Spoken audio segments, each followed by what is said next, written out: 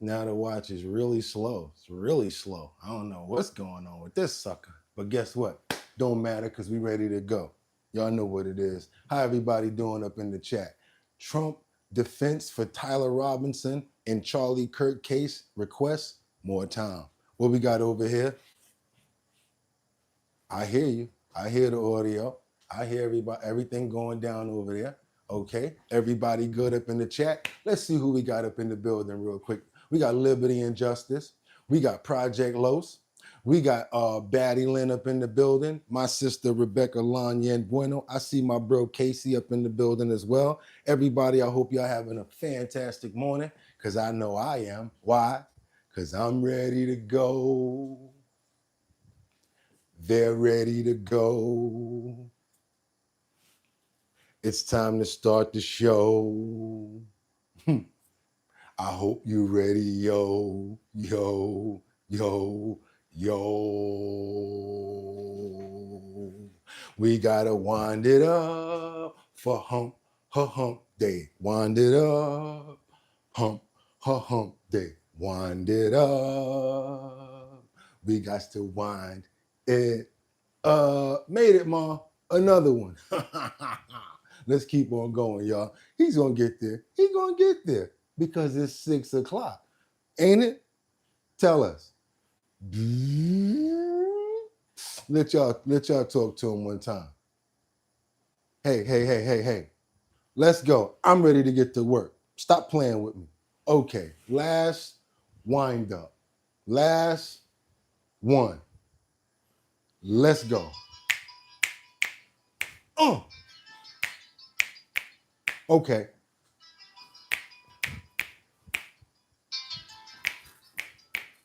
And that's right, y'all. Go ahead and get those pores open. We do that on days like this when we got to just make sure that we're all the way up and everything, right? Speaking of all the way up, let me go over ahead and get my cheat ready and everything because I got to cheat this morning. I'm not even going to lie to you. Come on, here we go. Here we go. When you're dealing with these official artists that have nothing to do but spit bars, you got to make sure you do your thing. And I don't want to mess up. So yeah, we're gonna get the kinks out. And then what do we gotta do? What do we gotta do? Y'all know what we gotta do. You got me shook up, shook down, shook up. Come on, ladies, help me out. You got me shook up, shook down, shook up. Oh, you loving. You got me shook up, shook down, shook up. Y'all know where we're going with this, right? I want a girl with extensions in her hair, brand new earrings, at least 2 pair, a Fendi bag with a bad attitude. That's all I need to get me in a good mood. She could walk with a switch and talk with street slang. I love it when a shorty ain't scared to do a thing. She's standing at the bus stop, sucking on a lollipop. Once she gets started, it's hard to make the party stop. She likes to dance to the rap jams. Sweeted brown sugar with the candy yams. Honey-coated complexion uses can make. Let's hear it from the girls that's from around the way. I need an around the way, girl, that's the one for, she's the only one to the bridge. I need an around the way, girl. Y'all know what we about to do, right? Pump that beat. It's Wednesday, October 1st. That's right, y'all. 2025. I'm your host, Bugatti NYC, and this here's our bottom line. Where we be talking about this and that and that and this and this and that and that. Where we be talking about this and that and that and this and this. And that just got me lit. For real, it really did. I want a girl with extensions in her hair, brand new earrings, at least 2 pair, a Fendi bag with a bad attitude. That's all I need to get me in a good mood. She could walk with a switch and talk with street slang. I love it when a woman ain't scared to do her thing. What? Come on, y'all. Standing at the bus stop, sucking on a lollipop. What we got up in the chat this morning? Come on, y'all. Wake up. It's Wednesday. It's hump day. Let's go. Who we got up in the chat this morning? We got Katie up in the building. We got my We got Liberty and Justice up in the building.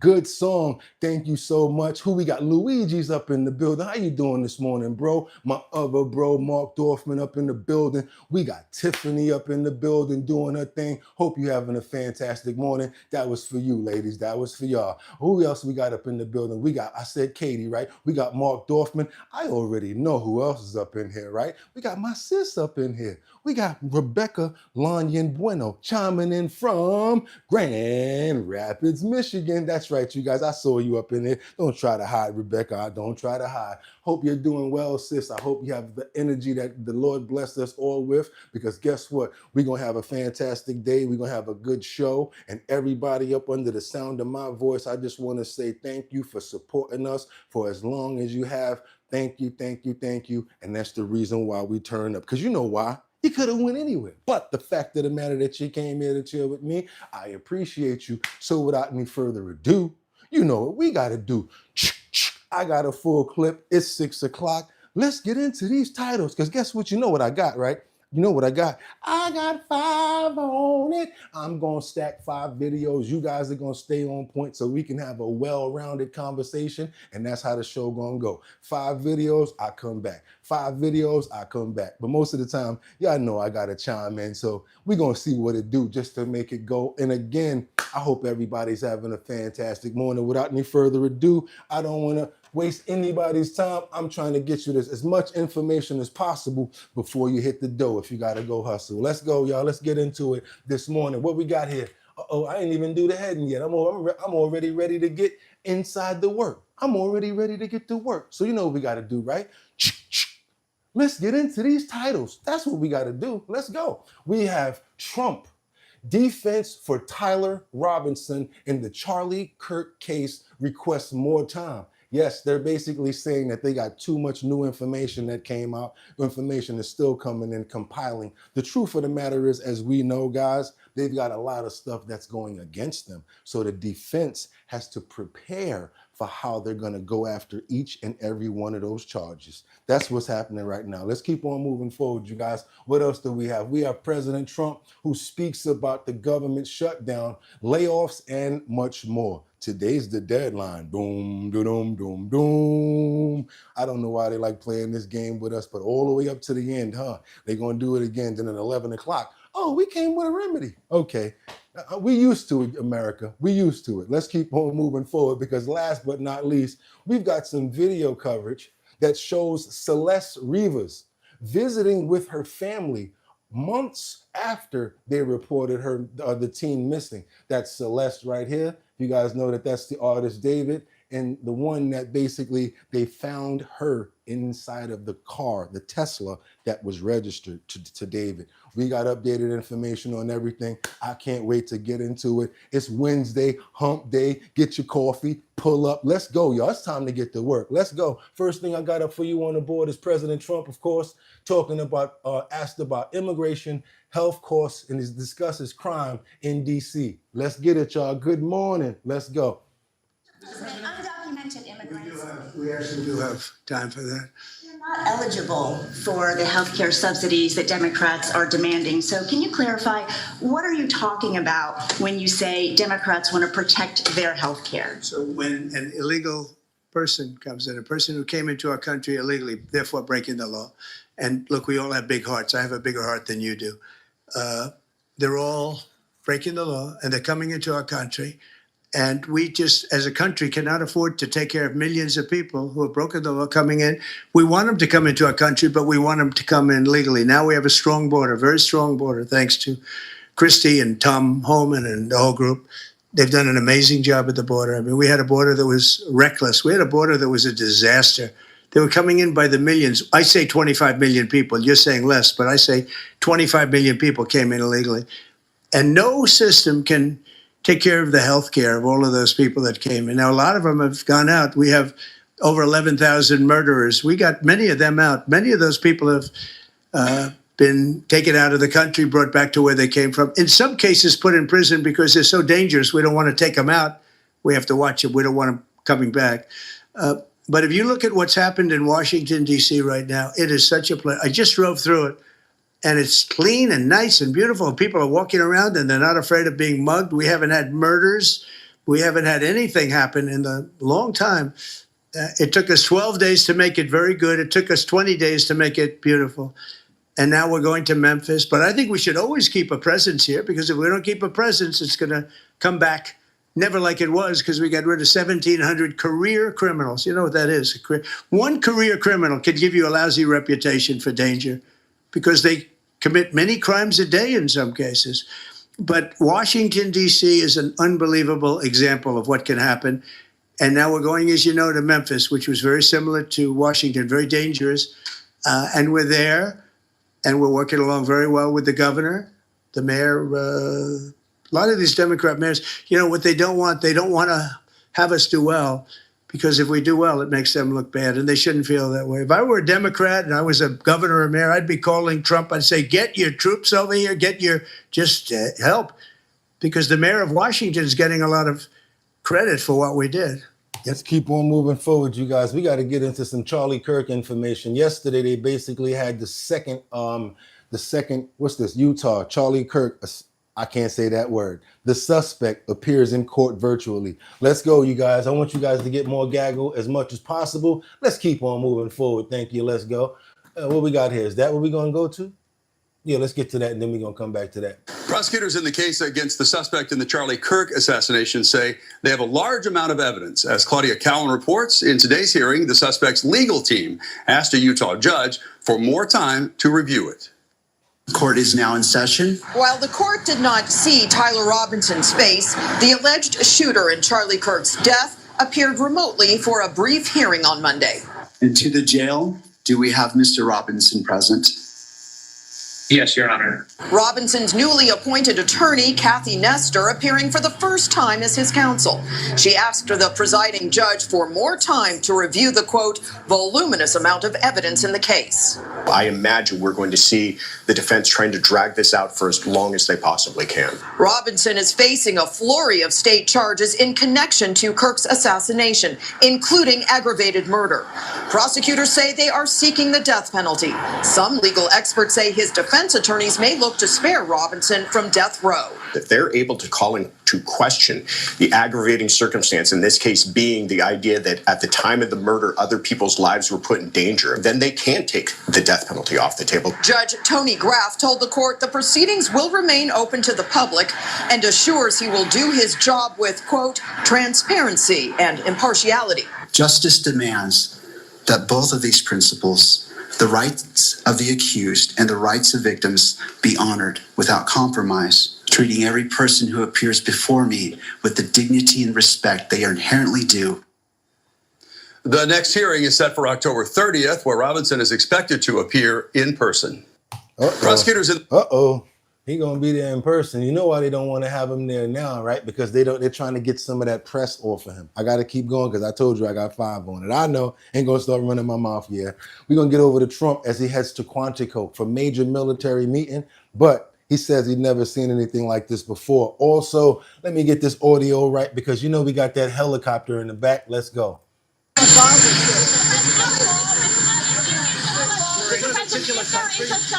How many federal workers do you plan to lay off? Well, we may do a lot, and that's only because of the Democrats. And as you know, they want to be able to take care of people that have come into our country illegally, and no system can handle that. And so we're totally on that, but we can't take it. We just can't do it. I'd love to do everybody. I'd love to do the whole world, but our country can't handle people that come into our country illegally, and they want to give them full health care benefits. They want to open the wall again. Can you believe it? I can't even believe it. They want to open the wall.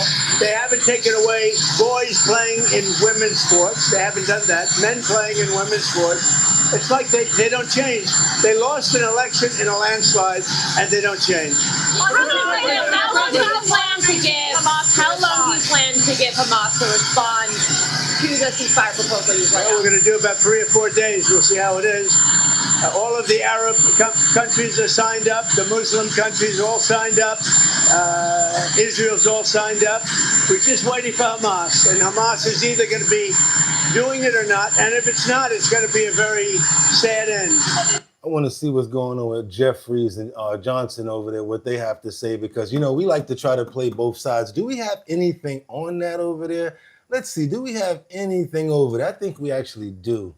Heworth Moore, Speaker of the House, Mike Johnson. Mr. Speaker, you were there today in the meeting with the president. How'd it go?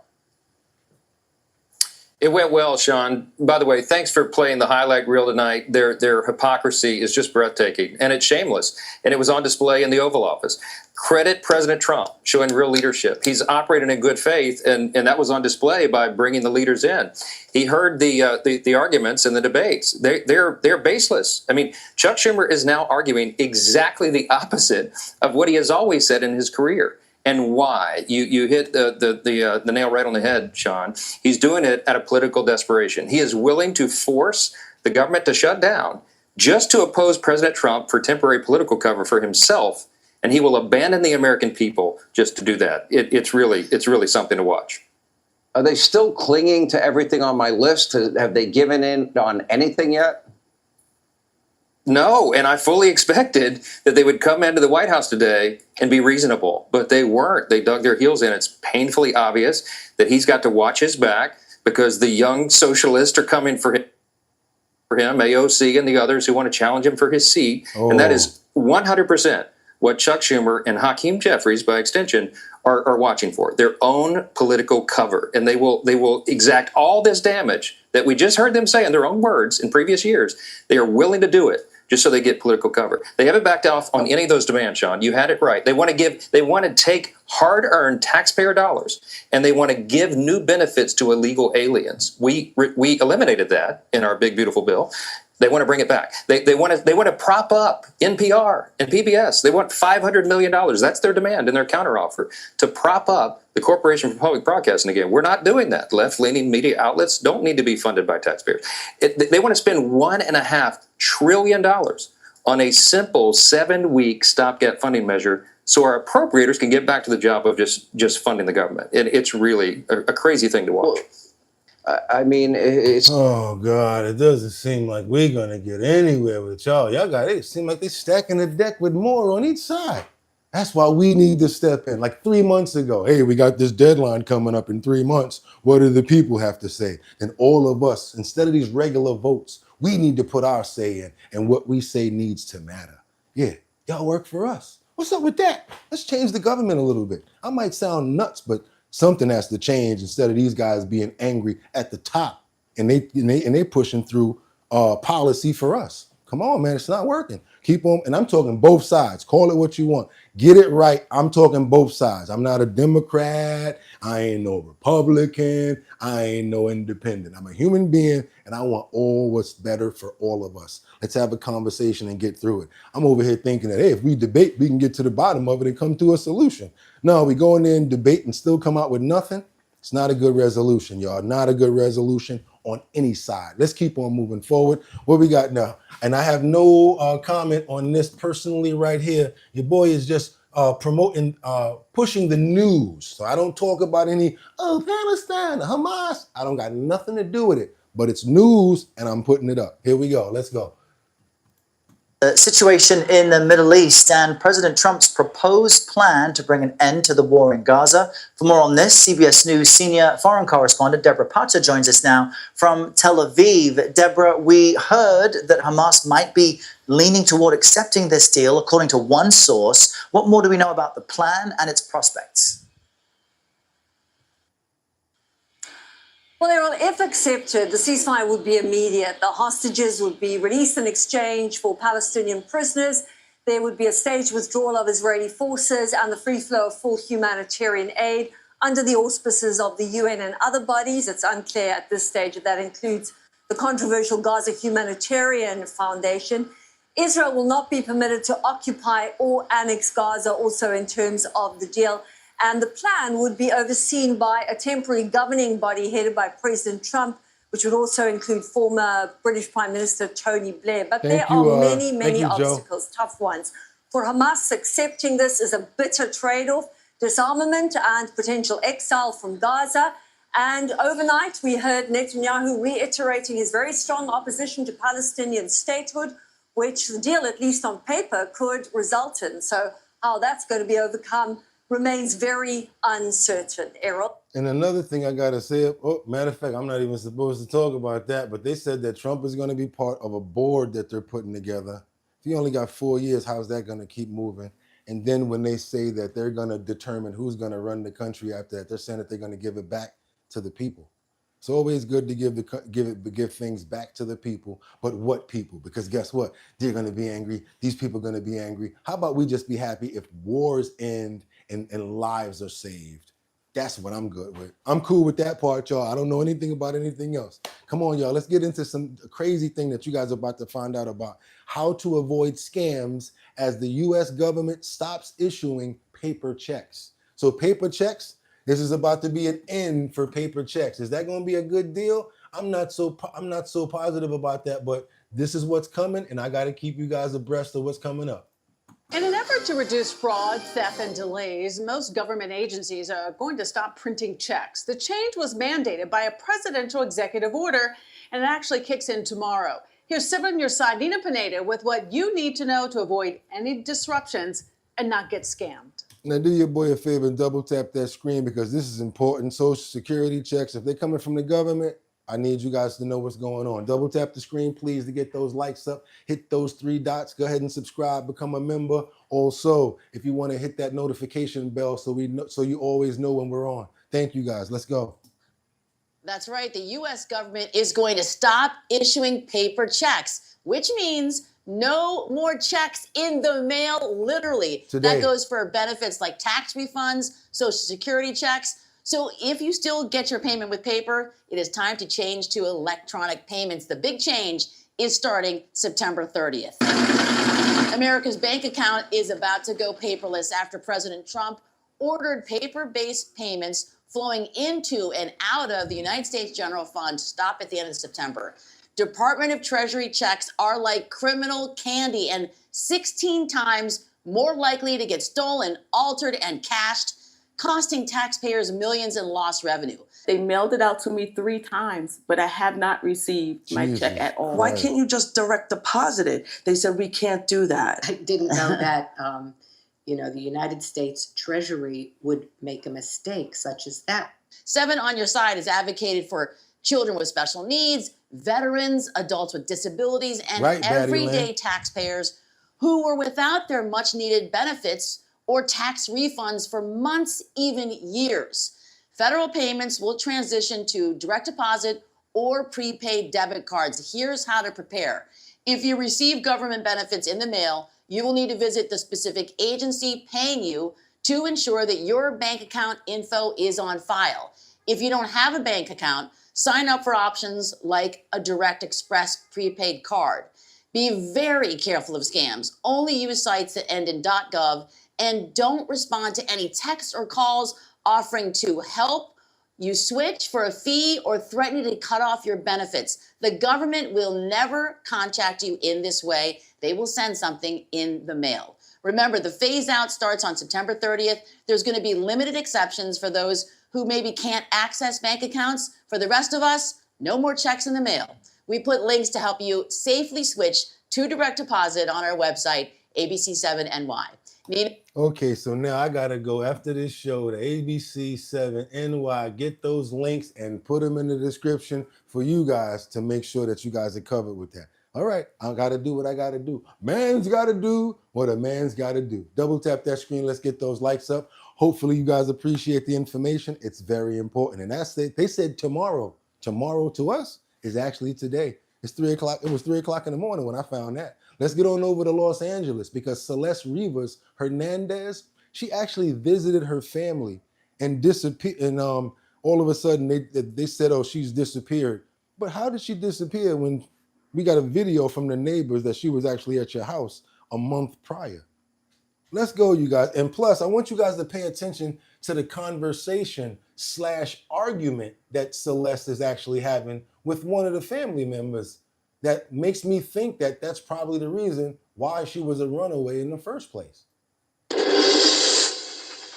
Brand new video of Celeste Rivas Hernandez that completely rewrites the timeline of the case as we've come to know it has surfaced.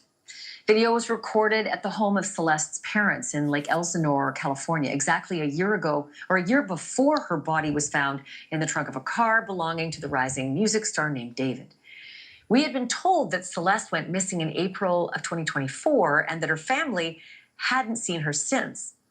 But this new video was recorded by a Nest camera on September 8th, 2024, which would make that 4 months after she ran away. The neighbors who provided the video to TMZ say that it shows her arguing with people who had pulled a prank on her. Take a look.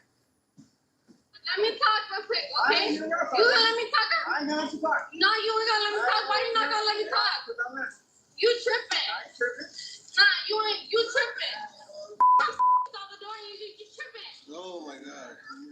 Nah, you tripping. Move the out of here. You better get on. So she's the one that's saying you're tripping, but there's a man in the background. If you listen real close, he's actually threatening her.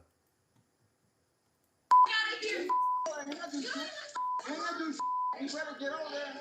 Get your ass over there, girl. Get your ass out of here, little girl. Just by the very dates of this video seems to prove that Celeste visited her family at least once after she ran away for the last time. But a year and a half after the final missing person report was filed, her body was discovered in a frunk. That's the front trunk of David's Tesla. That was just 3 weeks ago. This video was just discovered as we're finally learning what's been going on behind the scenes of the investigation.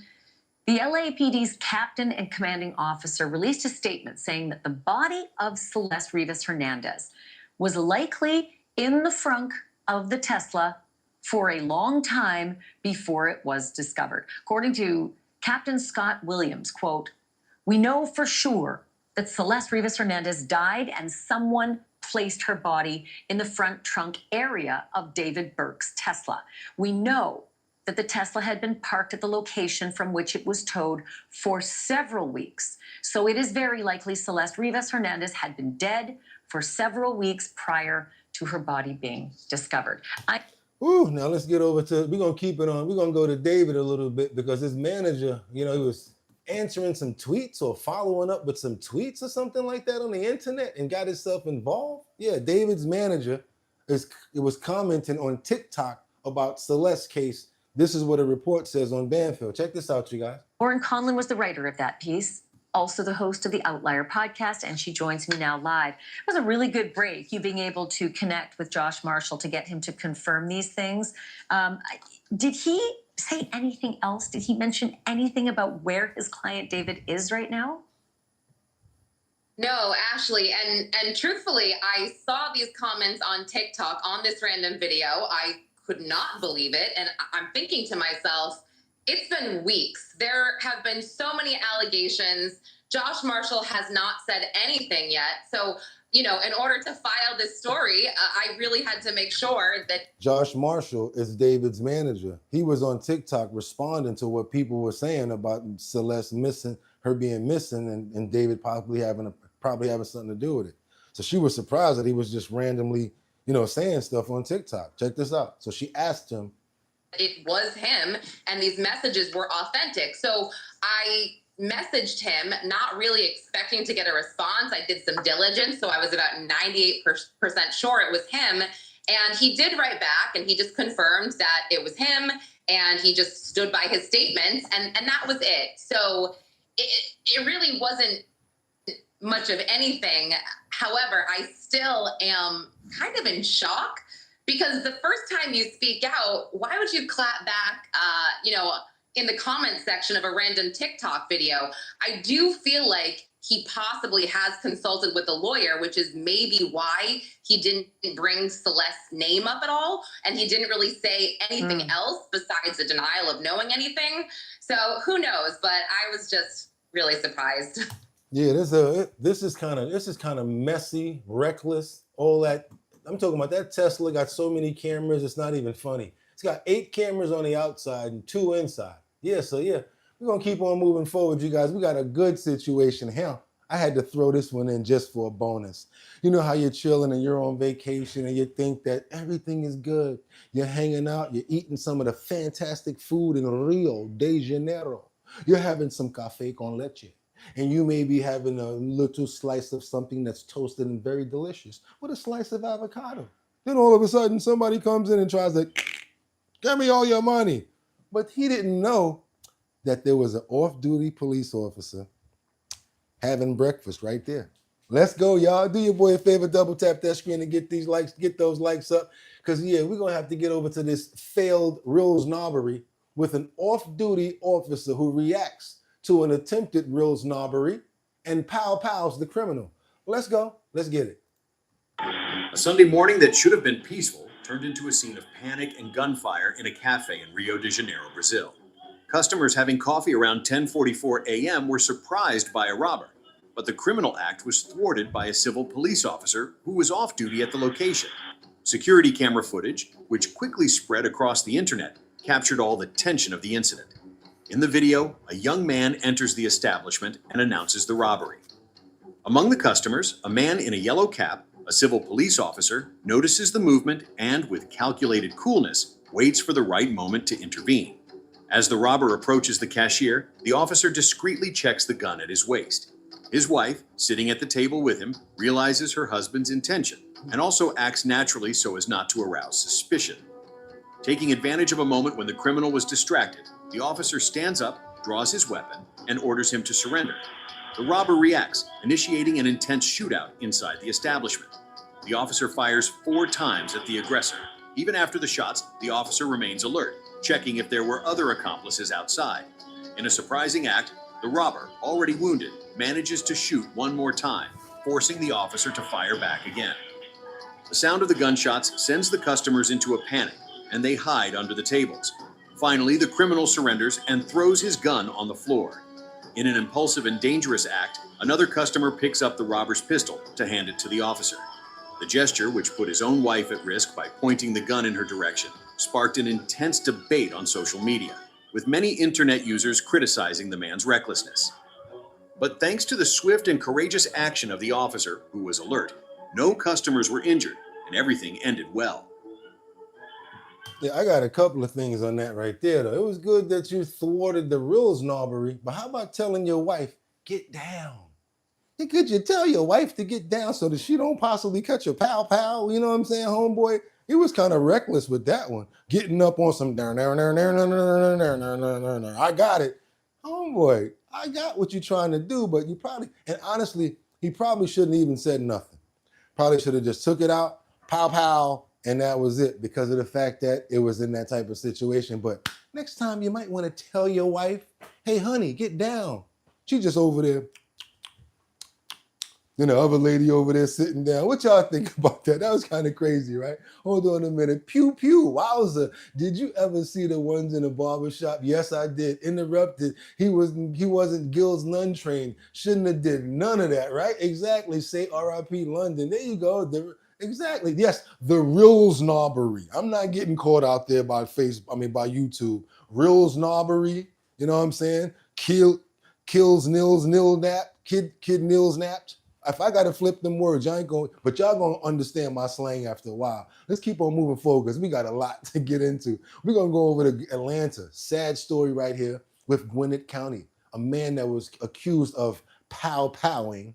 Yeah, this Gwinnett County deputy, who is also his girlfriend, appears in court. This is the perfect example of something that I know, and I'm gonna say this like this. I happen to know some very rich people. I know some millionaires. I happen to know one. He is about 78 years old, and his wife is about 42. She's from Dominican Republic. He's a Jewish man. He got 20-something buildings. She's doing her thing, riding around Mercedes-Benz, doing her thing, right? He loves her to death because, the 6 is good. The 6 is good. You know what I'm saying? But in the office, you would think that everything is flawless because he's got all of this money. But at home, you know what she just did? So that goes to show you never know what's going on at somebody's home. Because it can look so good at work, but when they get home, Man, there's bed knobs, broomsticks, door handles, and slamming and all types of stuff going on. So let me give you guys an example of how something like this can actually happen to somebody that actually has a very predominant position. The suspect accused of shooting and killing a Gwinnett County Sheriff's deputy is facing a judge for the first time today. We're also learning new details about the suspect's lengthy criminal history. 11 Alive's Marissa Starback is joining us now. Marissa, what have you learned? Cheryl, the Gwinnett deputy filed a restraining order What's up, against Joseph? her boyfriend back in April, citing violent behavior and a danger to her and her teenage son. She also noted he was a convicted felon and should not have been around her duty weapon. Aggravated assault with intent to murder, those are felonies. A Forsyth County judge reading out the charges Eric Sumner is facing for the death of his girlfriend, Gwinnett County Master Deputy Tamara Tuitt Bartlett. The Forsyth County Sheriff's Office says on Saturday night, the couple got into an argument in her home in Sewanee when he shot and killed her and shot her teenage son. Court records show in April she filed a restraining order. Bartlett stated that he was becoming irate and aggressive more often, and that her son called 911 for help after one of their arguments, fearing for his life and his mom's life. All kinds of people, regardless of their job, their strength, even if they have weapons, are vulnerable to being harmed or even killed because of domestic violence. And so Barbara Gibson, director of the Women's Resource Center, says domestic violence can happen to anyone, and victims often get trapped in a cycle of abuse. Court records show Tuitt Bartlett dropped the restraining order against Sumner in May, and the Forsyth County Sheriff's Office stated they were in a relationship again at the time of her death. When people think about domestic violence, they think it's a one-time incident where something happens and you leave, but it's far more complicated than that. The Women's Resource Center says victims of domestic violence often stay because of family pressure, money struggles, or fear of leaving someone who threatens them. If you or someone you know needs help, you can call the police or the Women's Resource Center at 800-799-7233. 800-799-7233. 800-799-7233. 800-799-7233.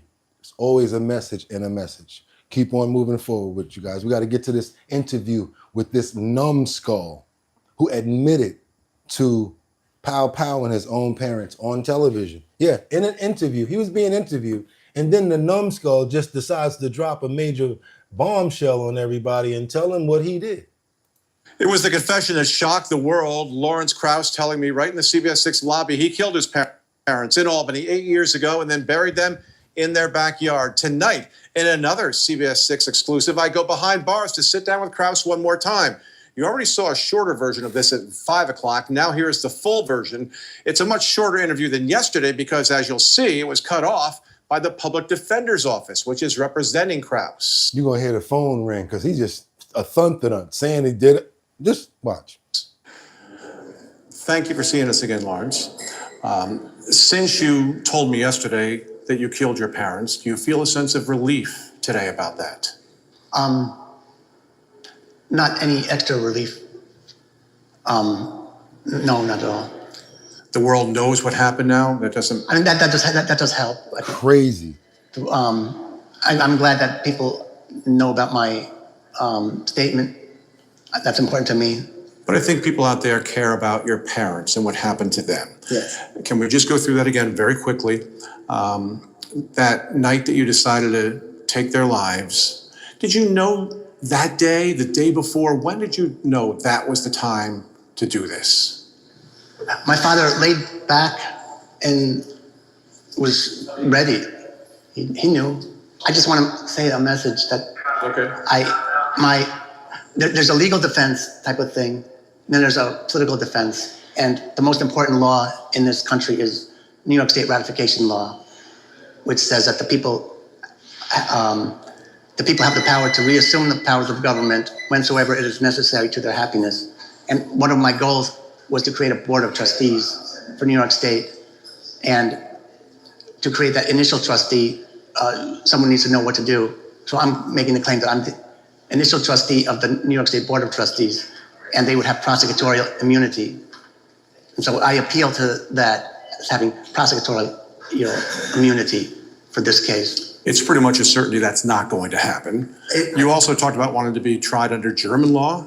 Well, ancient German law, yes. Is that still something you're looking for? I would ask for it. There's nothing wrong with asking. I mean, you never know if you'll get a yes. You can get a yes. And this country is unstable right now. You don't know what could break up. He wants to be tried under ancient German law. This man is, yeah. And anybody that smiles that much and looking at you with a smile talking about, yeah, well, you know, whatever he's saying looking like that, yeah, suspect, y'all. Get out of there, run, because you could be next. He's in the right place. He was ready to go. Yeah, he knew. He knew what? He probably was going to sleep. Lord have mercy. Do your boy a favor. Double tap that screen to get these likes up. Do your boy a favor. Subscribe to the channel if y'all appreciate the content that you're getting. Because this is nuts. I can't believe. What are we looking at here? Now we got to get into some I'm going to say this word. We get into some thieves in Los Angeles. Some car thieves that use mechanic tools to clone your key fob. And watch how they get inside this car right here, y'all. This is why I don't pay to have nothing that's expensive. Because there's always somebody that wants something that you got. And you better be leaving it inside a parking lot or something. Because if it's not, yeah, you're going to have a situation like this possibly on your hands. If you spend that much money on something, also spend money on the security is what I say. We thank you for joining us for Fox 2 News at 6. I'm Mandy Murphy. I'm Shirley Washington. First on Fox, thieves stealing signals from vehicles to make their own key fobs and then steal the cars. We have the security cam video of the theft and a warning about this new technology that's being used. All new at 6. Fox 2's Chris Hayes looks at what you need to know to keep your car safe. In the Central West End, a suspect kneels by the back passenger window of a Dodge Dart, breaking out a window. That flashing light is not the police. It's his apparent partner who pulls up behind. The suspect crawls through the broken window. It's not quick. Several minutes pass. The other suspect even comes to check in before the car is stolen using apparent technology. Just when you think you get ahead of the curve, Jim White with the Central West End Security Initiative says they're looking for answers after a rise in thefts involving vehicles other than Kias, which used to be the primary targets. What we suspect is using technology to clone or spoof the device that starts the car. The North County Police Cooperative reports busting several cases. Here's Corporal Jim Yim. A lot of top models. Dodges were one of the big top models. We're seeing the Challengers, Chargers, Durangos. The device thieves are using is not illegal on its own. In fact, it's a device mechanics typically use. So I have a blank key, and they're able to manipulate the system and reprogram this blank key, essentially making it the brand new key for the vehicle. Police urge drivers to keep using those steering wheel locks. You can see them through a window, and it might discourage a would-be thief. We reached out to the parent company for Dodge, Stellantis, to see what fixes might be coming. We haven't heard back yet, but we will follow up when we do. I'm going to do the same thing, you guys, but I want you guys to know what's going on because, again, they spend a lot of money on those cars, hyping them up, souping them up and everything. We do not want any of our subscribers to get caught up in those situations like that. And if you know anybody that has a car like that, got to be extra careful now. Go ahead and get the old club. Remember the club, the club, the club, because at least that's a little deterrent. They got to get in there and try to break that off because they ain't going to be able to go nowhere. Y'all do me a favor, double tap that screen to get the likes up and give me all the money in your pockets. I'm lying because I know it's hot out here for a pimp. And I got some Bustelo in the kitchen, so we good on the coffee. But let's get those likes up. I really would appreciate it so that the ends can justify the means. It gets more people over here, and it lets everybody know that the show is going on. So I'd appreciate it. All of the mods in the comments are saying the same thing. So that's all we ask for. We don't ask for too much unless you're going to go ahead and subscribe to the channel and become a member as well. Totally appreciate it, you guys. Now we got to get on over to Washington because we got the justice subpoena, the travel logs, and all flight attending information for who? The county DA, Fani Willis. Is that her name? Fani Willis? That's right, y'all. Time for her to go and face the music. Let's get it in. Let's get it in. Let's go. So this morning, we are staying on top of a New York Times report that the Justice Department has issued a federal grand jury subpoena for records tied to Fulton County District Attorney Fonnie Willis's travel history around the 2024 election. Willis is an outspoken legal opponent of President Trump and brought charges against him and more than a dozen others for allegedly trying to tamper with the 2020 election in Georgia. Willis was eventually removed from the case due to her relationship with the special prosecutor. Some experts say the Justice Department would use travel records to determine if Willis was telling the truth when testifying about the relationship. I think that Trump was burned, in his opinion, and as a result of that, he's trying to get even, in my view. Where that's going to lead, I don't know at this point, but it could be very perilous. It could be, as I mentioned earlier, much ado about nothing. A spokesperson for the DA's office says they are unaware of an investigation. In a statement, an FBI spokesperson tells us it cannot confirm nor deny the existence of any investigation per DOJ policy. So this morning, First of all, they're not going to tell you if they're investigating. And as you guys know, the stories yesterday, they were trying to say that, people in power are now trying to go after the people that were going after them when they weren't in power. Happens a lot, you guys. Let's keep on moving forward, because now I think we got to get into this trove of information that we missed the last time. We got a trove of information that we got a little bit more information from Yeah, we got a trove of information. Where we at right here? Where you at, Ghislaine? Let's get into some Ghislaine Maxwell stuff. All right. NBC's Hallie Jackson with that report. This is not new information. Joining us now, one of the co-authors of the report, senior legal reporter for Bloomberg News, Ava Benny Morrison. Ava, great work here. A lot of interesting details coming out in these emails. But what's the big takeaway that they reveal? These emails really shed new light on the partnership between Ghislaine Maxwell and Jeffrey Epstein. Mm-hmm. Over the years, we've only heard a few times, in her own words, Maxwell described the relationship with Epstein. She said she was a one-time girlfriend, but mainly a property manager who faded from his life in the early 2000s. That was a critical period for Epstein because he was facing child sexual abuse allegations in Florida.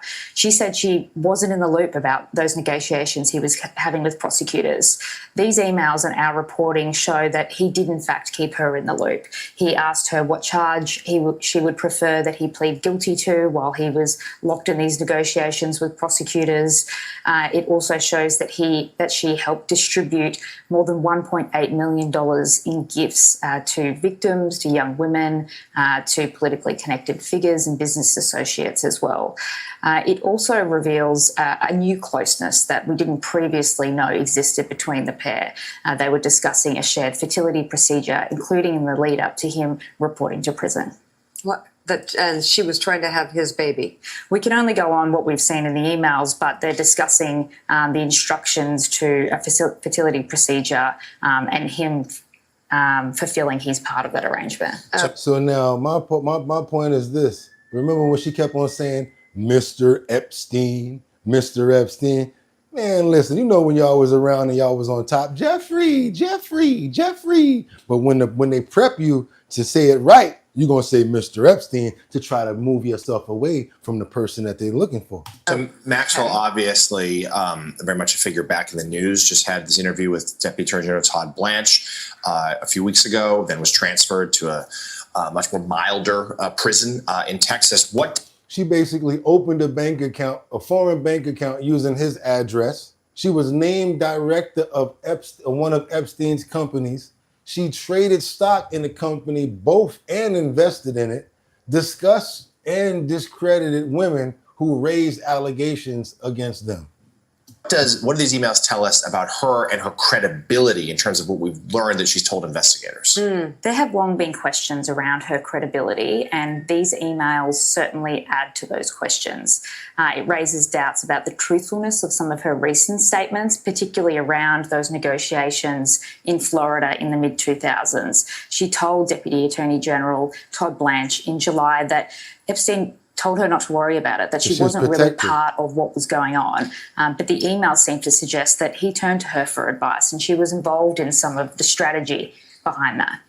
And right now, as of yesterday, she's trying to get an appeal. So I'm sure all of this information, I hope a lot of this information is coming up because she's trying to get an appeal and she was trying to stay, shh, don't nobody say nothing to nobody. Shh, be quiet now. Y'all do me a favor, double tap that screen, get those likes up. We're going over to Michigan because they found multiple IEDs in that suspect's car. You know who I'm talking about, right? The one that did that, I can't say the words, I'm going to let them say it. Let's keep on moving forward so I can get you guys as much information as possible, y'all. Let's go. So this morning, new information about the suspect accused of ramming his truck into a Michigan church packed with praying worshipers before opening fire and killing at least 4 people. What I would gather was it truly would be like the standard LDS talking points. He was very insistent about that, about the history, and his big piece was that they weren't Christians, that they're the Antichrist, that they do things that are above the Bible. So this, as officials reveal, his truck was loaded with explosive devices, including 4 IEDs, all consumer-grade fireworks and smoke canisters stuck together. Former FBI supervisor, Special Agent Jack Jupin joins us now. So, Jack, you and I were just having this conversation. Domestically, I'm trying to think of, as we try to determine the motive, I haven't heard of any radical anti-Mormon groups. You've heard of the scholarly, debates, but that's key in motive, right? Yeah, absolutely, Lawrence. We've seen a lot of hate crimes in the past, right? And we've seen church shoot-ups before. This isn't the first. This is the first that I've seen or that I recall against the Mormon church. That has not been seen. But then again, hatred is hatred. And unfortunately, these crimes continue to happen and they're on the rise since 2021, especially against Christian churches that we've seen. So unfortunately, the FBI currently is doing their investigation. The family is cooperating. So that's something. They're doing search warrants and, conducting their interviews and seeing what they can find. But right now, the motive, pure hate. That is terrible. Look at that. They got to rebuild that thing all the way up from ground up if they want to, because if it was a lot of people that I know, they probably wouldn't even want to build in the same place, you guys. That's a terrible tragedy right there where many people lost their lives and got hurt. Yes, we must pray, and we're going to ask the Lord, God, our Savior, for energy, strength, and resolve, as well as immediate healing to every single person that went through this terrible, tragic event. Please stay with us and walk with us to continue to watch over us, Lord. And we ask you that this day. Amen. Terrible tragedy, terrible situation right there. Let's get on to this woman in New York. New York, I want to wake up. Not even funny. She came face to face with a guy that actually pushed her down in the train. Yeah, broke her leg and was down there. Didn't even know if she was going to be able to get up until some people came and got her out of there right before the train came. And they want us to pay $3 to get on the train now. There's no police down there. So basically, it's a free-for-all. Good luck. 2 years after a brutal attack, a woman is face to face with a man who shoved her on the subway tracks, causing her to break her leg. Alice Gaynor was in the courtroom and as the attacker apologized when he learned his fate. Yanan Shu tearfully told the court, "I am standing here today not because of an accident, but because of a sudden violent act.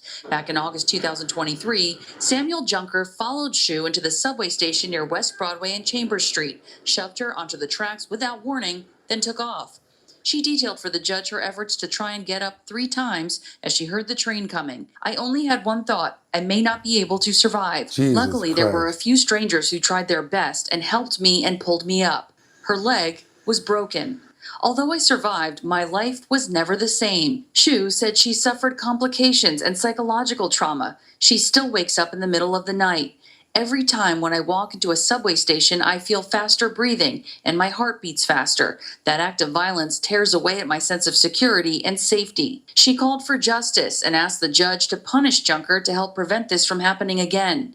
Junker, who was arrested after an officer recognized him from a wanted flyer, took a plea deal, admitting guilt to 1 count of attempted assault. Now 43 years old, he mostly kept his head down and did speak briefly, offering, "My apologies run deeper than the ocean for how sorry I am to this innocent person." Prosecutors were asking for a 12-year sentence, saying what happened to Shu is every New Yorker's nightmare. The judge agreed with that but sentenced him to 10 years behind bars. Noting his mental health issues that sometimes he's not compliant with his medication. I hope he seeks the help he needs while he's incarcerated, the judge told his attorney. Outside criminal court in Lower Manhattan, Alice Gaynor, CBS News, New York. Terrible, man. It's the way that I don't even walk next to the end of the tracks. I don't go to the edge, and I'm grown and I'm big and I'm a man. I'll be right by the pole, right by the pillar, and I'll be watching. I put my back to the pillar and I'm looking around like this.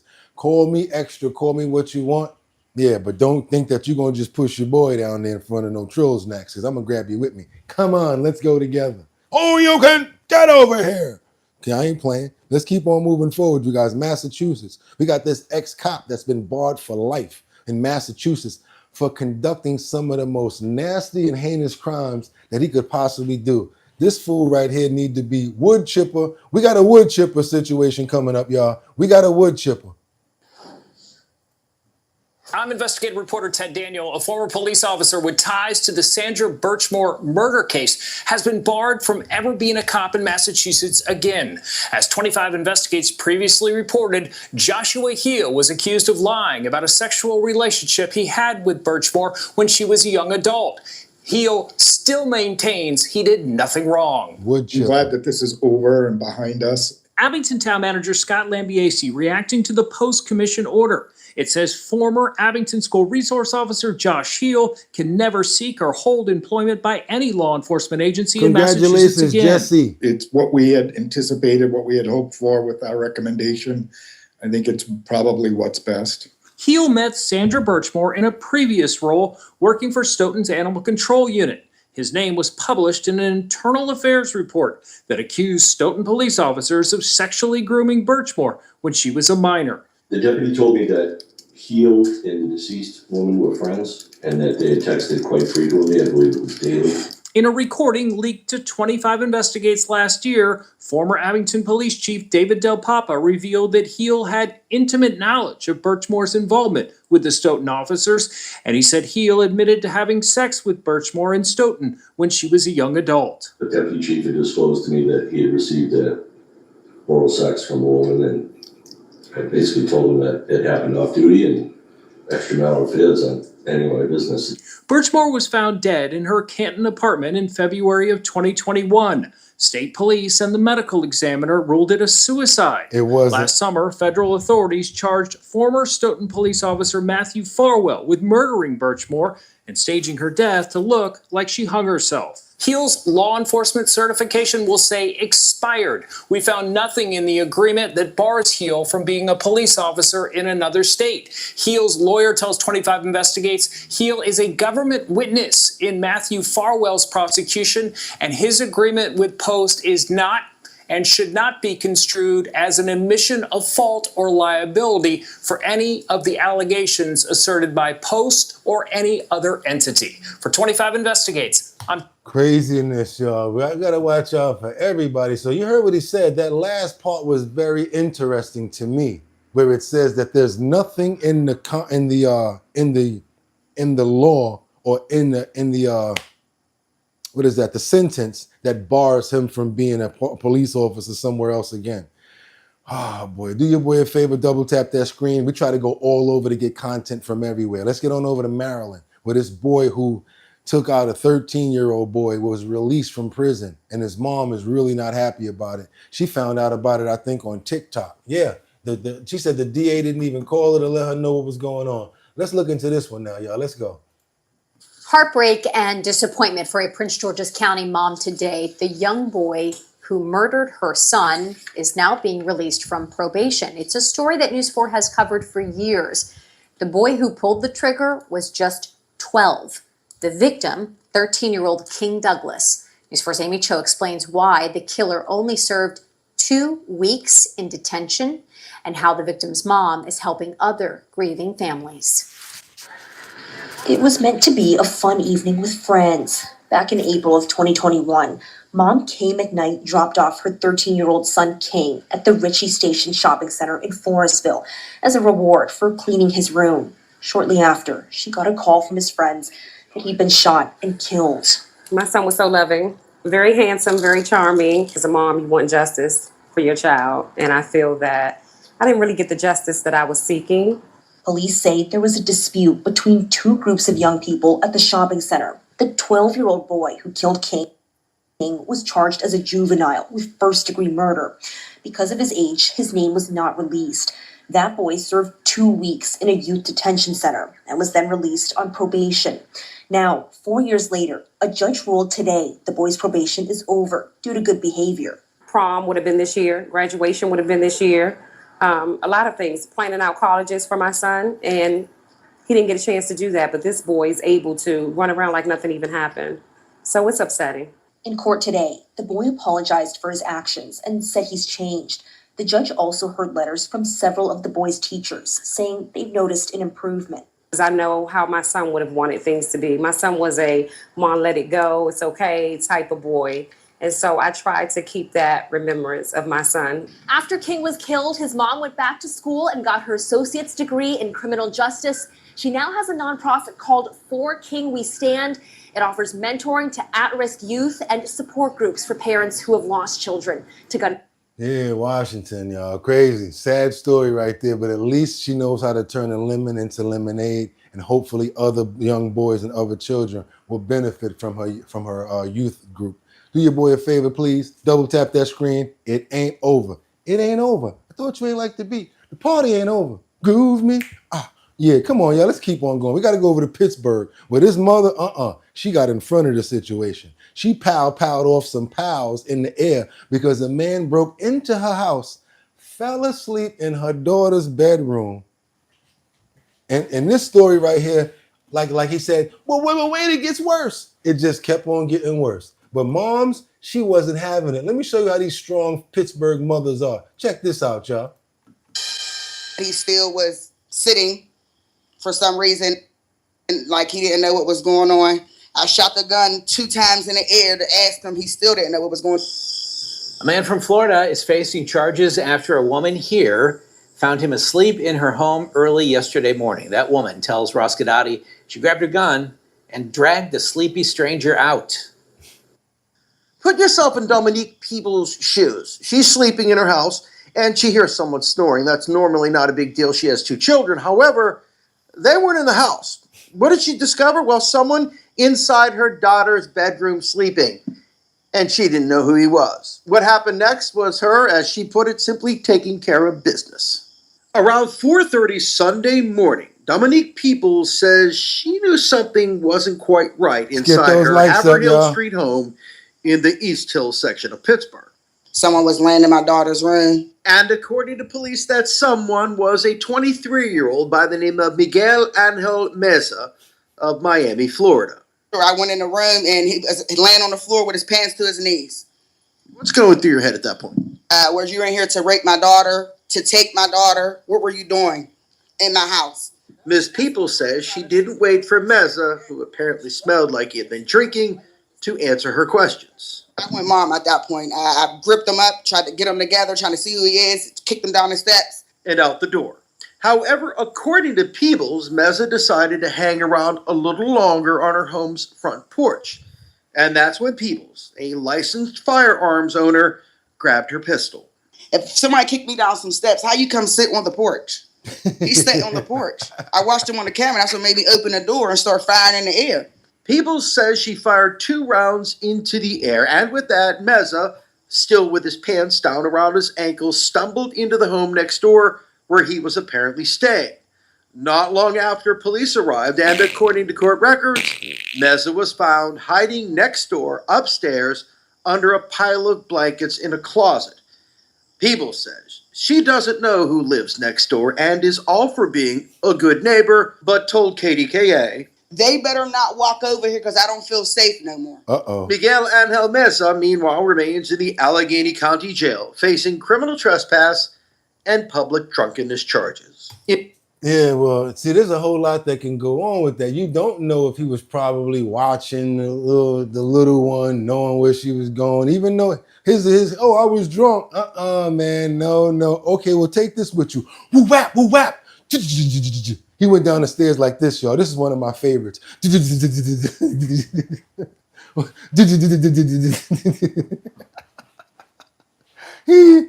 that wasn't no little mama.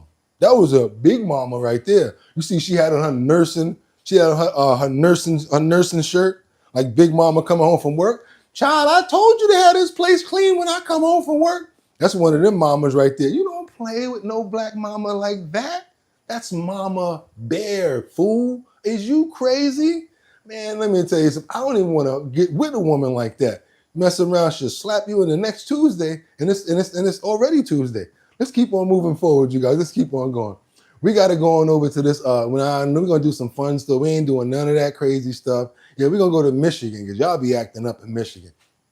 We got these pows fired at the popos, and these charges are given. This dude right here, I don't know what's wrong with him. He looked like he had some problems going on with him. And it's not always bad everywhere you go. But yeah, Michigan, step to the front of the stage, please. I believe this is Michigan.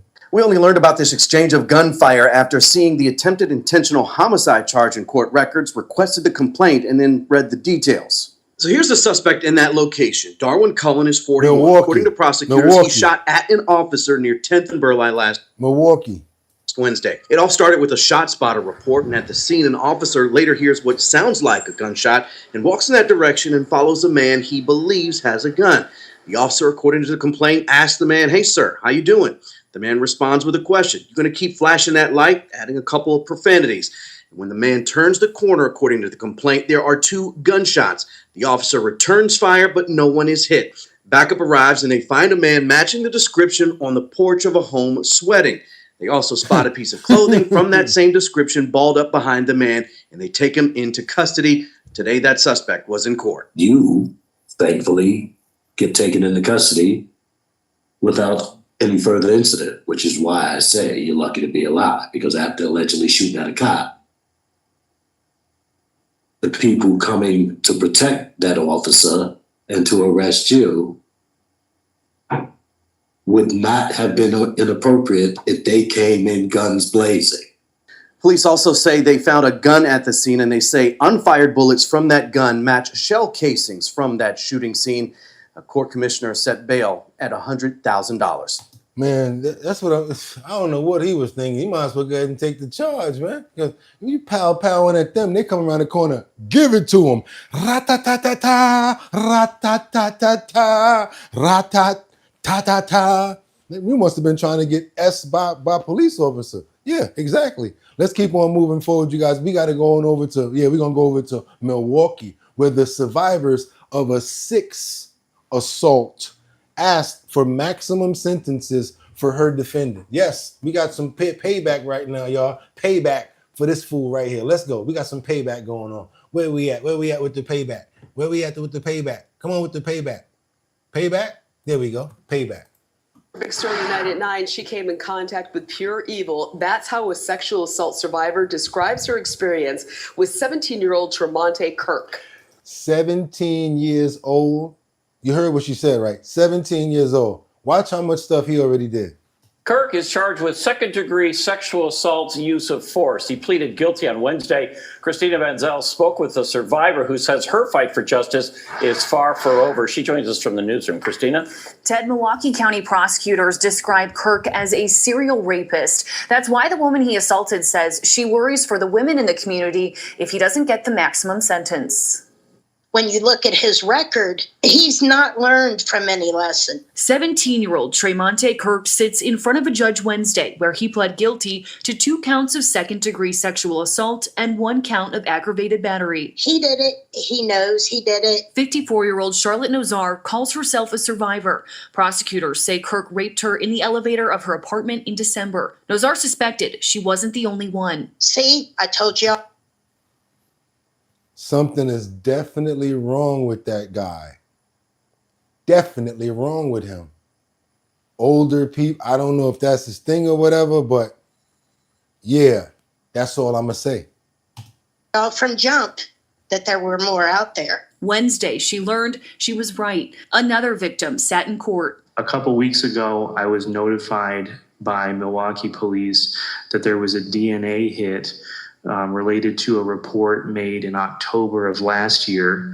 That incident involves a victim. Fox 6 first talked with Nozar in May when she was in court for Kirk's preliminary hearing. I had to let go of the hate and the anger. Nozar says she's grateful to be spared a trial, but her fight isn't over. I'm planning on going in there with both barrels blazing and advocating for the maximum sentence on all charges to run consecutively. It's the fourth time Kirk is charged with sexual assault. Prosecutors say he was on GPS monitoring when he assaulted Nozar. Court records show Kirk was previously found guilty in juvenile court of sexually assaulting 3 other women, including an elderly woman. Wednesday, the court ordered a pre-sentence investigation of Kirk's juvenile record. I am grateful because that just adds a more rounded picture of his history and what this kid is capable of.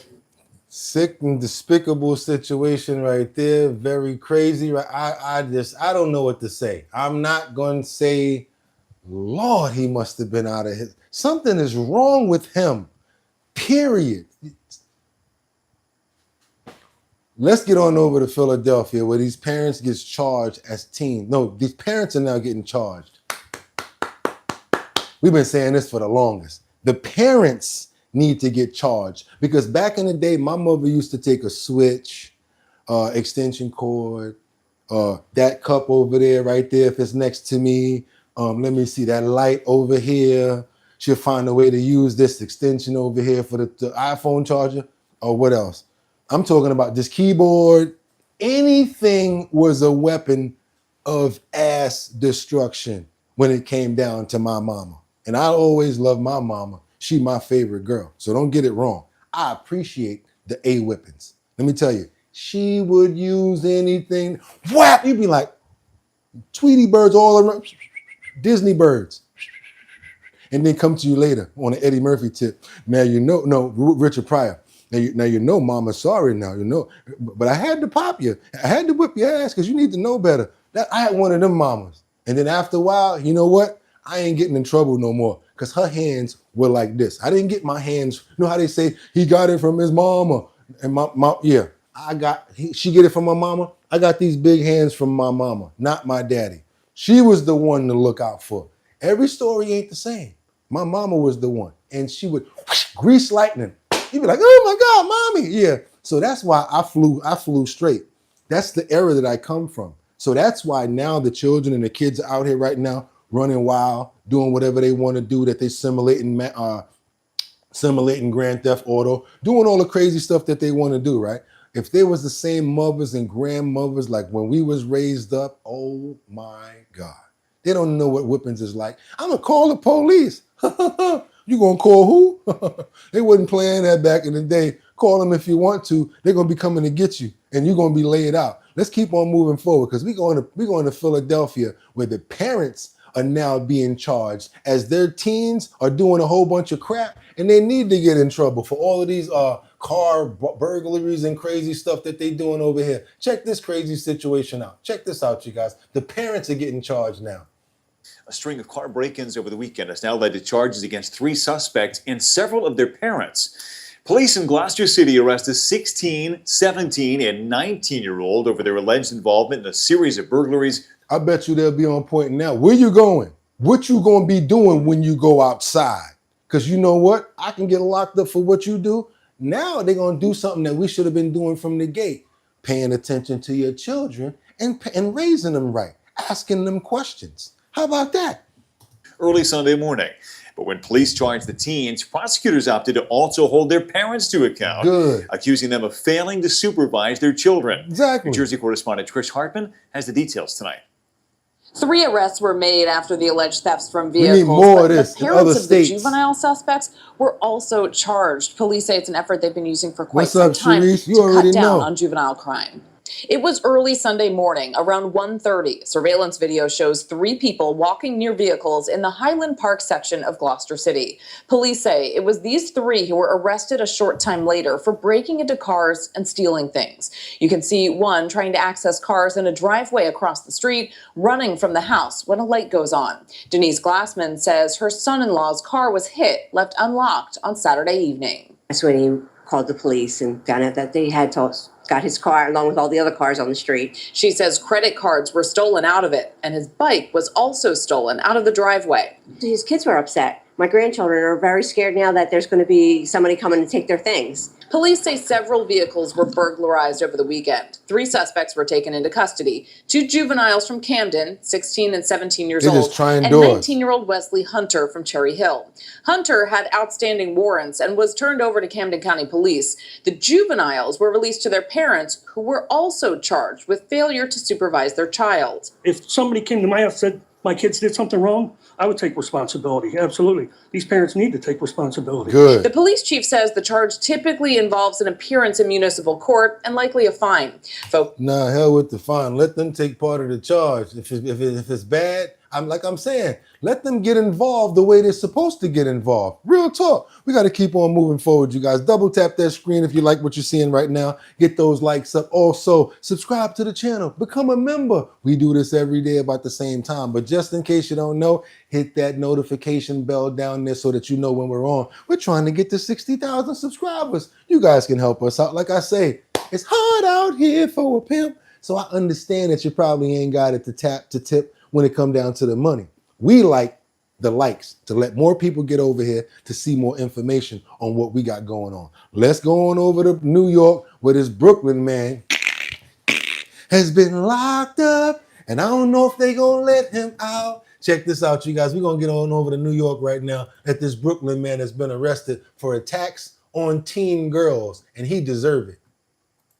A man facing several charges after police say he attempted to rape 2 teenage girls in Flatbush. Got him. News 12's Tim Harfman is in the area with the latest details and reaction from neighbors. Police arrested 22-year-old Justin Lee this morning after they say he was involved in 2 separate incidents yesterday here near the intersection of Ocean and Ditmas Avenues. The first incident happened at about 1 p.m. Police say a 13-year-old girl was entering her home when Lee followed her into the building, grabbed her by the neck, pushed her, then ran off. Sources tell us Lee later attacked a 15-year-old girl, wrapping his arms around her before the 2 fell to the ground. We're told the man then climbed on top of the teen who struggled during the attack. He got up and ran again. Police say Lee lives about a mile from this area. I wouldn't think it would happen in this area. You know, and it's so shocking for the young girls. I Meanwhile, the siren went on right in the back when she said that. have my niece. She come all the time to stay here with me, to spend time with me. She always go outside, do little work to go back and forth. Look, I'm shocked that's happening. Thankfully, no physical injuries were reported. Lee is charged with harassment and endangering the welfare of a child. He need to get a little more than that. Let the guys in the inside know what he did. That's all. You know what he did? Let them know what he did and let them deal with that. Not so much the wood chipper, but let them deal with that on some vigilante street justice. Y'all understand what I'm talking about, right? Call me what you want. We going over to Hey Little Girl from Pasadena. Hey Little Girl from Pasadena. Feel real bad for this one because this is a situation that I don't want anybody to ever deal with. Let's say you fall in love. Love, exciting and new. Come aboard. We're expecting you. It's love, life's sweetest reward. It's an open smile on a friendly shore. It's the Love Boat. Soon they'll be making another run. Well, guess what? This person won't be making any runs anytime soon. We're going to go over to this Pasadena woman who's been detained at an immigration hearing. Come on, you guys. Come on, give me some love for that rendition of The Love Boat. I got to find the clip. Come on, boy. Find the clip. They're going to leave. They're going to be mad. You better find the clip. Hurry up. Where's that? There you go. Come on, let's go. This ain't got nothing to do with the Love Boat, but they're surely in love. Good evening. You're watching the news at 5. I'm Cher Calvin. Then I'm Micah Ullman. Thank you for joining us. A husband's plea to help keep his wife from being deported. The couple attended what they thought was a simple immigration hearing. But the wife was detained by ICE agents, and now the couple is facing the uncertainty of what's next. KTLA's Rachel Manitoff spoke to the husband and joins us live from Pasadena with details. Rachel. Sure, Micah, this newlywed couple was excited to finish up the immigration process, thought they were in the home stretch, but their world has since turned upside down. Tucker May and Barbara Gomez Marquez met on a dating app, discovered a shared love of film, and married in April of this year. Fell for each other very quickly. On September 16th, they went to the federal building in downtown LA for what they thought was Barbara's final step in her path to citizenship, an interview for her green card. The USCIS representative looked us right in the eyes and said everything was looking good. That's until Tucker says the rep asked Barbara to accompany him to make a copy of her passport. She left the room and he says she was detained, eventually told that it was because she missed a 2019 court appearance of which she had no knowledge. We let her out of our sight. She never came back. We were lied to. We were tricked in order to have her separated from the attorney that we brought with us, specifically for any kind of worst case scenario like this. Barbara was sent to a facility in Adelanto, California, and then one in Arizona. Her husband sent her urgent court filings for signature. These would likely halt her deportation, and he believes the detention center withheld them for a week and still isn't processing them in a timely way. He got a call at 4 a.m. Monday morning from his wife saying she's in Louisiana. He fears this is the last stop before deportation to Central or South America. There is a serious clock ticking here. If my wife is sent from this country, if we cannot stop that, it very realistically could be years before she's able to rejoin me here in the United States. The newlywed says his wife came to Los Angeles from Brazil 7 years ago to see what life was like in the States. We did everything by the book as much as we could. This is how we treat the people who dream of becoming Americans. And we have reached out to DHS about the status of Barbara's case. It wrote back to us asking for some more specifics, of which we provided, and we'll let you know what it says in response. In the meantime, Tucker says he's trying to find an attorney in Louisiana to deliver those important court documents to Barbara. He says he'd do it himself if he could, but the rule is only a lawyer can do so. Yeah, you just got to find another lawyer, somebody that's going to do that. You can find somebody to do it. It's like somebody to serve those papers. What do you guys think? Does their love look true? Does their love look real and official? The way that she let out that laugh, it felt heartfelt, as well as the way that they're, moving about. Feel really sad about that situation right there. Really terrible, you guys. What you got to say about that in the comments? She ain't telling him the entire story, says Hunter. What Jesse says, Holt, would you get up with me if I really need to talk with you, if it's serious and important? Yes, I would. Insane Auto Care says, as much as we could. What else you got? We got sad, what as we could, man. As much as we could. Keep on moving forward, you guys. Let's keep on moving forward. We're going over to LA. That's one of my favorite parts of that song. I'm talking about California knows how to party. The breakdown at the end is crazy. I love that bridge. Keep on moving forward right now, because what we got? We got this West Covina parking lot where there's a wild chase going on. These guys go straight up Grand Theft Auto with their vehicles, start smashing into each other and everything. I don't know what they calling this, but yeah, they went kind of crazy with this one. Check this one out, you guys. Check this out. This is what's happening now.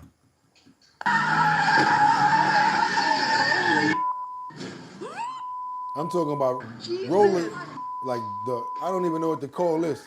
Screeching tires and a violent crash during a road rage battle between two drivers. KCAL's Nicole Comstock is in West Covina, where she spoke to the woman who recorded the chaos. Witnesses say whatever happened between these two drivers escalated to an absolutely ridiculous level once it made it into this parking lot here. And it sounds like it's still a mystery to police what was going on too, since the drivers eventually left and apparently never called them. Chaos in a West Covina parking lot as two drivers play a dangerous game of cat and mouse. Crashing into each other's cars, sending clothes and cracked fenders flying. I was literally at a loss for words, and part of me wanted to run over there and be nosy and see what happened. But Drea Cano had content to create for the Louis Liquor Instagram account. Another Drinks with Drea, where she was trying out we're gonna try this. The latest Buzzball flavor. Her little taste test was loudly interrupted. Heard them coming, and I made a joke to her, and I said, "Oh look, people are really racing here to get the new Buzzball." And I laughed, and then she looks up, and she's like, "No, Drea, look." Don't go get the Buzzball. Since they want to advertise, go get Big Drip. As you can see, it's 12 ounces. That is crap. It's much smaller. You're not going to get the feeling off of that. This is 14% alcohol. Only $16 for the whole 4-pack. Y'all want to promote on my platform for real? Are y'all crazy? Let's go. What they saw was no joke. It was extremely dangerous, especially for the bystanders who were in the parking lot Friday at Francisquito and Sunset. We're glad that nobody was hurt, like seriously hurt, because what was going on. But at least your tasting had some excitement in it. Maybe you might go viral now since you made the news. Why didn't you bring the Buzzball outside? I'd have been out there with the Big Drip doing the Dame Dash. Like, yo, what's good, y'all? How y'all doing? You know what I'm saying? It's your boy BOOGOTTINYC. Y'all know I'm going to get me some free advertisement if I can. Keep on moving forward. What we got now? I ain't done. We got this mother that begs for help for her babies. They were buried under rubble in a mudslide. And guess what? This is what I want to do for the rest of my days. If anybody wants to be a part of what I want to do, and we can all do it collectively, we're going to make a group. We're going to get a sanctuary, and all we're going to do is save animals. I'm going to have this long beard walking around with a stick. Because how come Bugatti look like that? Well, I'm retired now. I don't do none of that stuff anymore. All I do is take care of the animals. That's all I'm going to do. That's it. That's all I really want to do in my retirement. Anybody want to be down with your boy? We're going to get up together and we're going to do it. But you know what we first got to do? We got to show proof. How many people want to see proof that we actually sent money to Lynn and Nova? We actually did send the $350, actually a little more than that. And they were surprised that we did. But my word is very important to you guys. And anything that I tell you, I want you to know that I'm honorable about it. A few months ago, Harley gave us like $200. I added a couple of hundred to it. You guys probably put up maybe 20 or 30 bucks all together. We were able to help Nova get his surgery. This is Lynn actually receiving the check 1 day ago from us.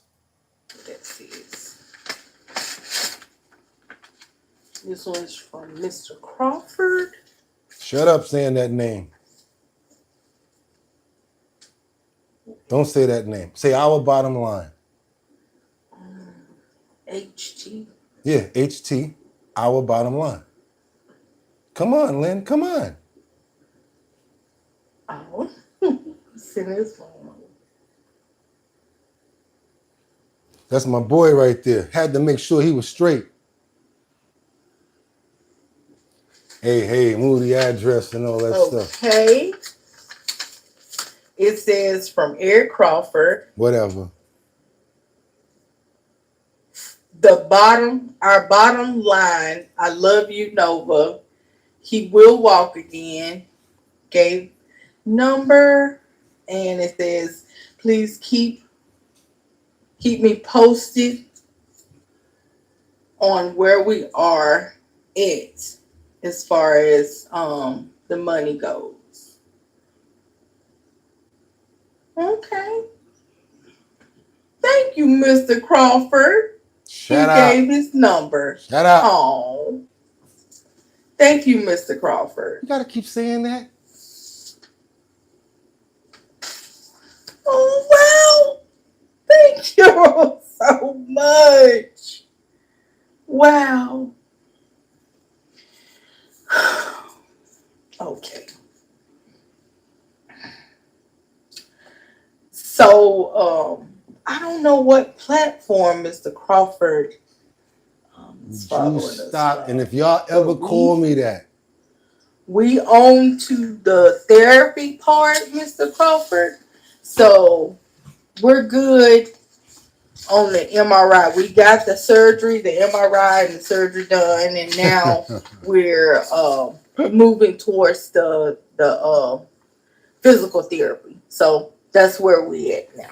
This is going to be the hardest part for Nova right now. He has to regain feeling in his hind legs as well as his tail. His tail is not wagging and moving at all. at all. But I got faith in it. I don't play them around when it comes to animals at all, especially pit bulls. I had a dog that looked just like Nova, and as soon as I can, I'm going to save a whole bunch of them. And I'm going to do it in a whole way. They're going to be like, yo, this dude got rappers. He got all of these inspirational influences out there helping the dogs. Yes, that's how we do it. Get more people involved. All we need is a little from everybody, and we going to rock. That's all we need. Everybody put up $1. Everybody put up $2. We got 10,000 people. That's $20,000. If any one of you guys really go through something bad, wouldn't you want us to come together for y'all? Let's keep it moving, y'all. Let's keep it real. We're going to go to this mother that begs for help for her babies that were buried under rubble in a mudslide. And we got to make sure that we take care of all the babies now. We got to take care of all the babies, all right? Y'all understand what I'm saying, right? Let's go. Tamam, sakin ol. Allah Allah. Sarıcı çalıyoruz. Tamam.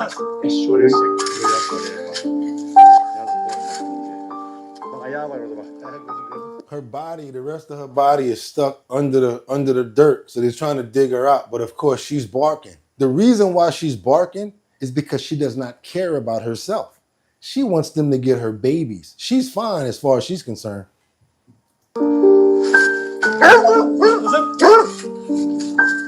Lan yavrusu da var burada. They suffered a landslide out there. So she's like, forget about me.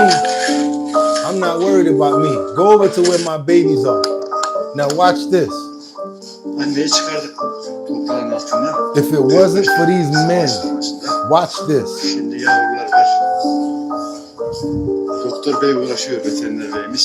People that actually care. And when you care, you can save lives and you can help people.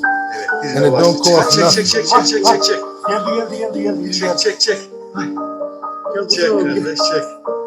Oo, birini çıkardı toprağın altından.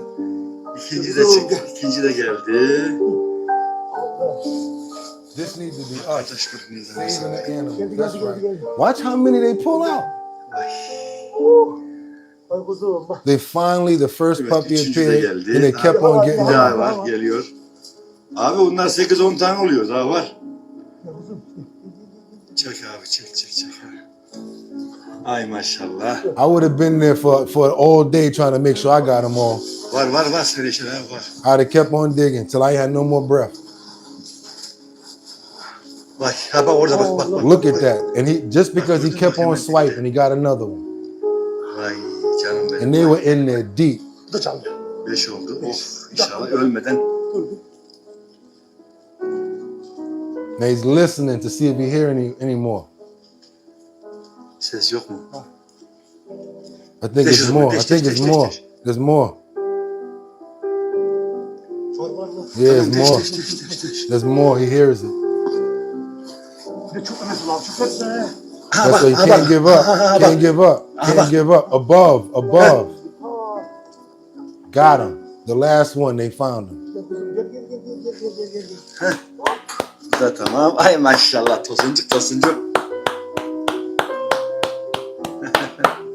That's how you do it, y'all. That's what I'm talking about. You got a lot of stress, a lot of bad stuff that comes out in life and a lot of situations that we don't appreciate. But if you could use your life for good just to help out, doesn't have to be animals. It could be something else. But if all of us were to get together and do stuff like that, we could help so many people.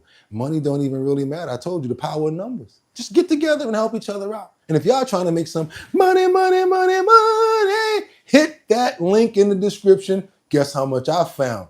$690 worth of surveys in the description, y'all. All y'all got to do, fill out that link. Go to the link in the description, fill out a survey, and you can make up to $690 off of surveys. And I'm going to make a little bit of money too. So go ahead and fill out those surveys. Also, y'all got a business, mobile barber, detailer, I don't know what you do. You do a graphics or whatever you do, send over your promo to us. We're going to put it in the post notification area and up to 50,000 plus people are going to see your business and what you got going on. All you got to do is be a member or be subscribed to the channel. That's why I keep telling you guys, hit that subscription right there. Go ahead and become a member. Hit that bell to know when we're on, because we share the love. We share this platform with everybody, not just myself. I am the host. The co-hosts have a responsibility as well as the clips. My job is really just to play clips and be entertaining. Y'all do the rest. Real talk. Because if it wasn't for y'all, I'd be talking to myself and they'd be coming in here with the white jacket that I wore in that Paranoid video. So yeah, y'all, come on. Y'all trying to get out there to promote your business. Send it over in a 1080 by 1080 size frame, and you are going to see your promotion right there on our platform. I'm not even going to use the other promo that I normally use. I'm going to use the real one because this is what we got going on next Saturday, right?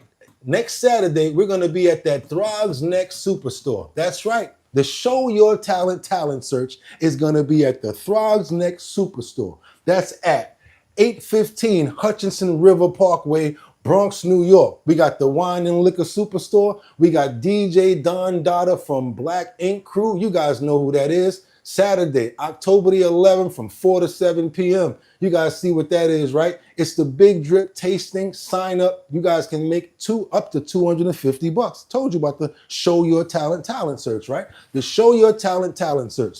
That's the talent search where you guys, you pull up, you let us know what your talent is. You might be a dancer. You might be a singer. I don't know what you do, but you show us and boom, you're going to make $250 in cash. I told you I wasn't playing. And then once we get everybody together, we're going to bring them to one central location and somebody is going to win $1,000 on top of the $250 that they already won.